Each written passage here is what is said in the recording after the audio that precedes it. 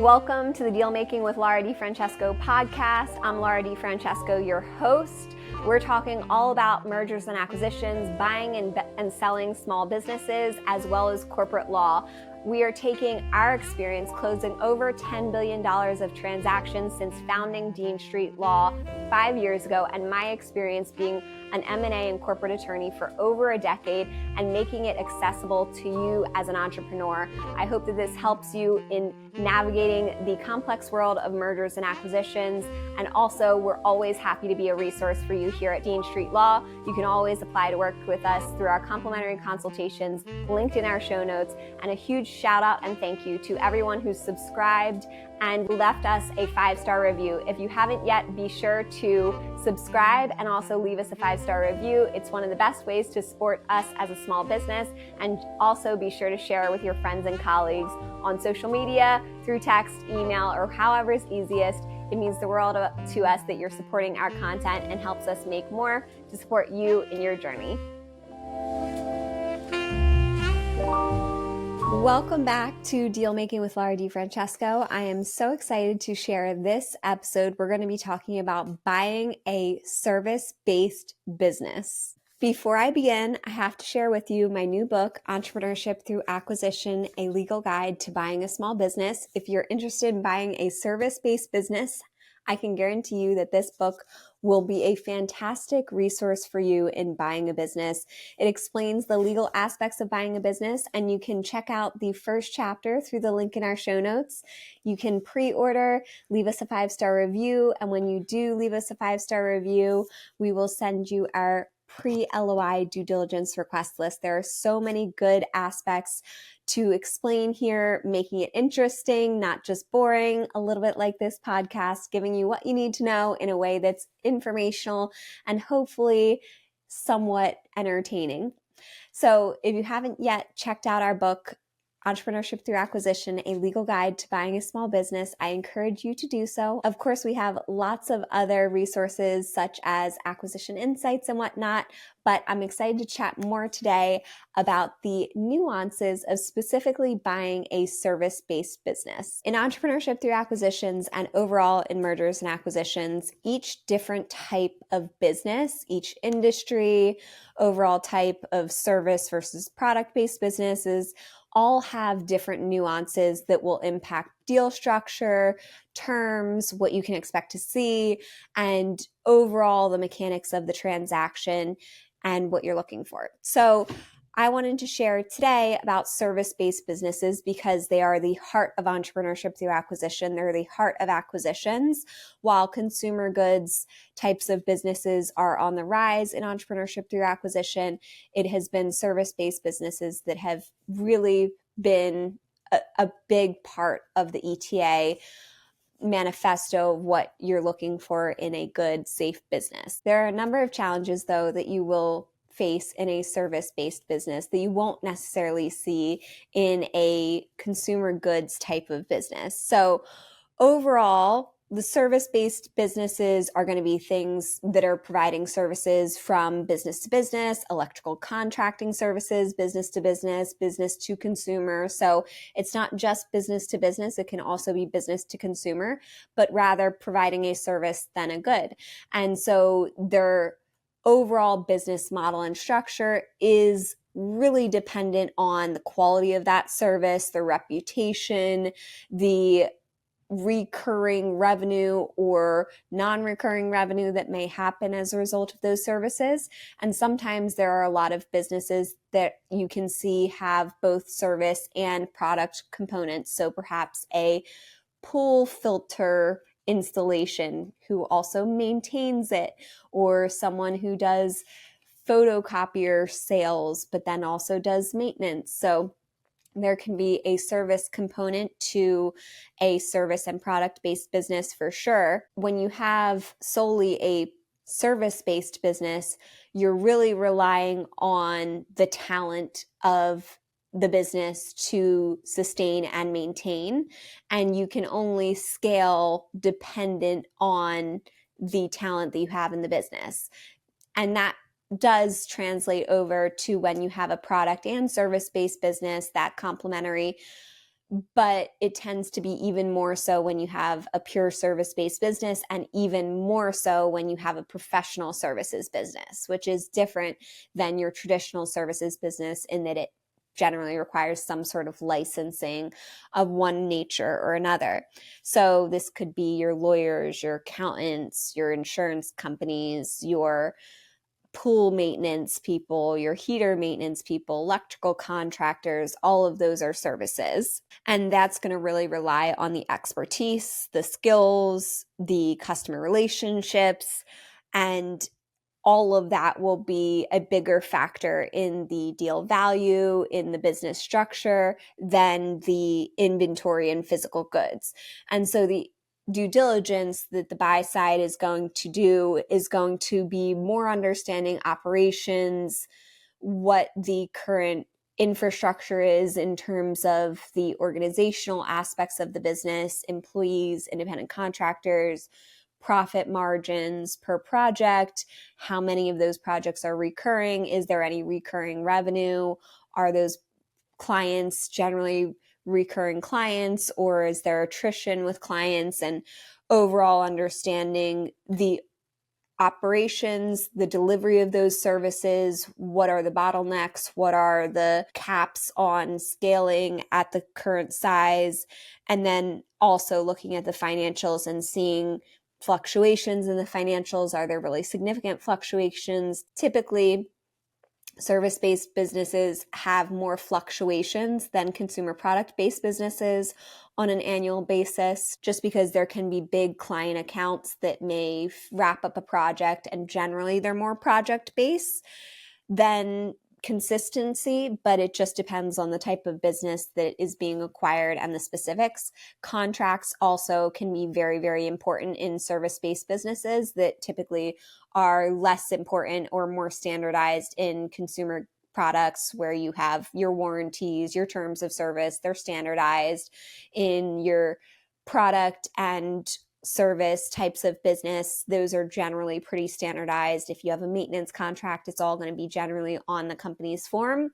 When you get into service-based businesses, those contracts tend to be more heavily negotiated, may all be on different types of forms depending on what their customer prefers, and there may be a lot of differences in negotiating and bargaining power between the different customers. And then you also, in the financial due diligence, are looking at like, what are your top 10 customers, top 20 customers, how much diversification is there?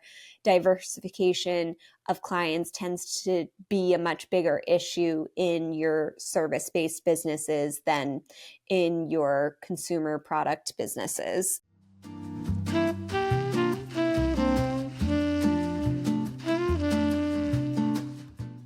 When it comes to navigating corporate law, entrepreneurship, and managing small businesses, experience matters.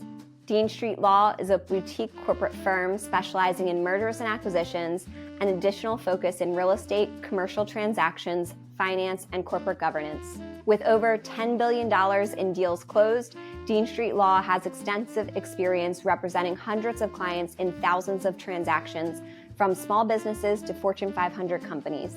Whether you need startup guidance or advice on closing multi-million or multi-billion-dollar deals, we're your trusted partner every step of the way.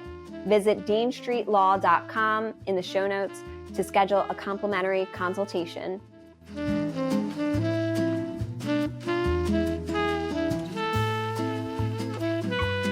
Customer experience can be something that's difficult to due diligence. A lot of people have asked, how do you due diligence customer service and customer experience? Can I have conversations with customers? Most of the time, conversations with customers won't be permitted by a seller prior to closing. Sometimes they may be permitted to the top most important clients after a purchase agreement has been signed, and sometimes, depending on the contracts, if they require consent to assignment and it's a asset purchase, then that consent will need to be obtained as a condition of closing. If it's a stock purchase, that may enable you to not need to get consents to close, but there still may be change in control provisions that you need to look out for that may still require notice or consent. So those contracts are going to be important. reviewing those. In terms of diligencing the customer experience, look to Google, Glassdoors, social media. Overall, it can be more challenging to diligence service-based businesses, but for the most part, you're going to have to rely on what you can do in the public eye instead of having conversations with clients, unless that's something that the seller is amenable to, and generally that's going to be after a purchase agreement has been signed. Overall, in that diligence process, understand how they're finding clients, how they're retaining clients, what their marketing process is, what the retention rate of clients is. That way you understand in greater detail those aspects of the business, because they tend to be a more influential aspect of the business. As I mentioned, there's different aspects of finances that you're going to want to diligence as well. And that's important to understand how billing is done, how accounts receivable are accounted for. This gets into more nuanced legal aspects that we start to negotiate both in the letter of intent as well as in the purchase agreement, is how working capital will be handled, as well as how work in progress will be handled. And that can be differently. So working capital is current assets less current liabilities, and that is going to be considering accounts receivable and cash and petty cash, and if there is a service and product-based business, inventory and whatnot as well.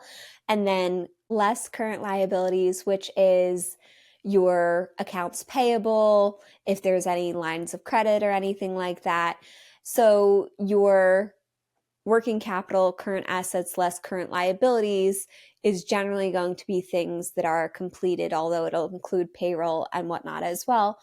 But work in progress is how the parties will treat work that will and is in the process of being completed, and who is accruing and earning what part of that based on when closing falls in relation to how the project has progressed. Because sometimes in service-based businesses, they incur significant costs related to the projects before the project has been started, and then they recoup it over the lifetime of it. And so you have to account for profit and make sure that each party is getting their portion of the profit based on when the closing occurs relative to how much has been done on that project. And so it's a lot easier to do those with more sophisticated businesses that track the hours related to a project, the costs related to a project, profit related to a project, as well as the progress.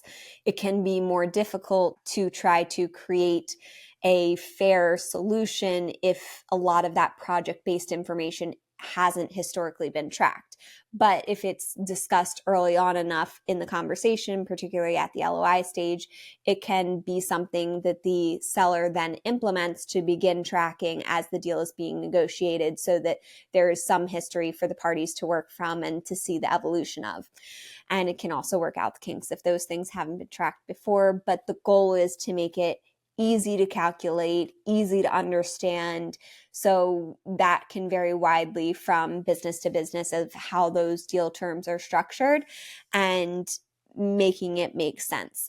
As part of your due diligence, you want to understand how they quote out projects, how they structure it, whether it's hourly versus project-based rates, value-based pricing, and how that is profitable, which services are more profitable, which services are least profitable, why they have the different services they do. And of course, as the buyer, you're thinking of where you want the business to evolve to as well. The other most important thing too to think about from a financial perspective is cash flow challenges and understanding the normalized working capital and what the working capital needs of the business have been, and if there's any seasonality to it. If you're buying an accounting firm, their financials are going to be wildly different in March and April and May than they're going to be in November and December and January in their slower seasons when they don't have extensions and everything. So managing cash flow and understanding cash flow, as well as understanding working capital in the business, is really important. And also understanding the time of payments and when payments are made. And sometimes service-based businesses are paid in arrears, and they're paid well after the work has been done. Sometimes service-based businesses are actually paid well in advance. So like construction companies are paid well in advance, and actually they typically have negative working capital because they're paid in advance of that. So whichever way it is, these tend to be like very nuanced, complex conversations. And then the other element is because the team is so important. Key employment agreements are vital in most service-based businesses, and they can be vital ranging from a key employment agreement of 1 page to a key employment agreement of 5 pages to an executive contract of 20 pages. And they may all have different rights and obligations, but the goal is with those key employment agreements, making sure that there is consistency post-closing, and what you're buying is really the people and the services, and that they'll continue post-closing, that you have that security of continuity in the business. And sometimes that includes commitments from the employees that they'll stay for a certain period, 6 months or a year post-closing. Sometimes that will also include retention bonuses paid at 6 or 12 months post-closing, or 12 and 24 months post-closing, something like that. And then you may also have notice provisions that they have to provide a certain amount of notice so that you can backfill that position and have enough time to hire someone, them train them, and then offboard them. So overall, those are a couple of the key important deal terms. Obviously, there's a great opportunity to buy service-based businesses. There's a great opportunity because of customer loyalty. They tend to have really long-standing relationships that are built on a lot of trust and can be less risky moving forward than other types of businesses. Typically, they're also niched and more specialized, and so they may have less competition. And then that can also have multiple streams of income if they provide different types of services, which may provide diversification in the event of some of those being taken over by technology or becoming less relevant in time, or whatever the case may be. So oftentimes there's a lot that you can do to pivot a company like that. I hope that this episode has been helpful. There's so much to say and so much to do in these types of businesses. It really depends on the business at hand. I will also say, especially in professional service types businesses, they tend to be licensed, which may require a stock purchase, or may require that someone who is licensed remains an owner or remains a key employee. We do have a whole episode on that, though, on licensed businesses and buying licensed businesses that you can refer to. If you like this, be sure to give it a 5-star review. Check out my book, Entrepreneurship Through Acquisition, A Legal Guide to Buying a Small Business, and let us know what you'd like to see in the next episode. Cheers and happy deal making. Thank you so much for joining us on this episode of the Dealmaking with Laura DiFrancesco podcast. I hope you found today's discussion insightful and that it brought you one step closer to mastering the art of mergers and acquisitions. If you enjoyed this episode, please be sure to follow and subscribe to Dealmaking with Laura DiFrancesco on your favorite podcast platform so you never miss an episode. And if you found value in our discussion, please leave a 5-star review. It would mean the world to us, and share this podcast with your network, friends, and colleagues. For more in-depth resources, be sure to visit our website, deanstreetlaw.com, where you can find articles, guides, and more information on our services. Don't forget to follow us on social media for the latest episodes, updates, tips, and exclusive content. You can find us on LinkedIn, Search Funder, at LMDFrancesco on X, and at Dean Street Law on Instagram. Join us on our next episode where we'll explore more deal-making insights. Cheers and happy deal making.